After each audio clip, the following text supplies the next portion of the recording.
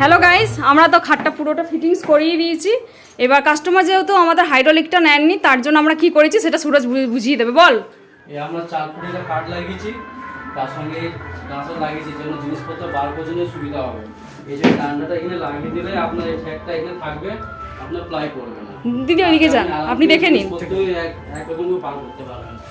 দেখুন, এই কাঠটা দেওয়া হয়েছে, আপনি নিজে নিয়ে ইউজ করতে পারবেন, তাই জন্য আপনাদের এটা করে দেওয়া হয়েছে। এই দাদা আছেন, তো যারা হাইড্রোলিক করে না তাদেরকে আমরা এই খাটের এইভাবে আমরা কাঠটা দিয়ে দিই, যাতে কাস্টমারের না ইউজ করতে ব্যবহারে যেন কোনো অসুবিধা না হয়।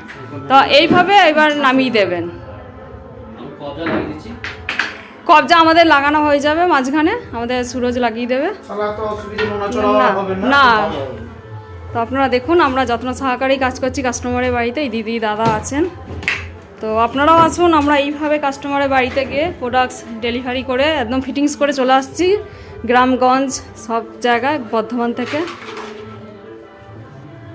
হ্যাঁ, এই দেখুন মাঝে আমরা একটা ক্লাম দিয়ে দিচ্ছি যাতে না নড়ে, সেই জন্য। এটা যেহেতু হাইড্রোলিক হয়নি, শুধু অনলি চাকা করেছেন এই দাদা দিদিরা, তার জন্য আমরা এটা করে দেবো।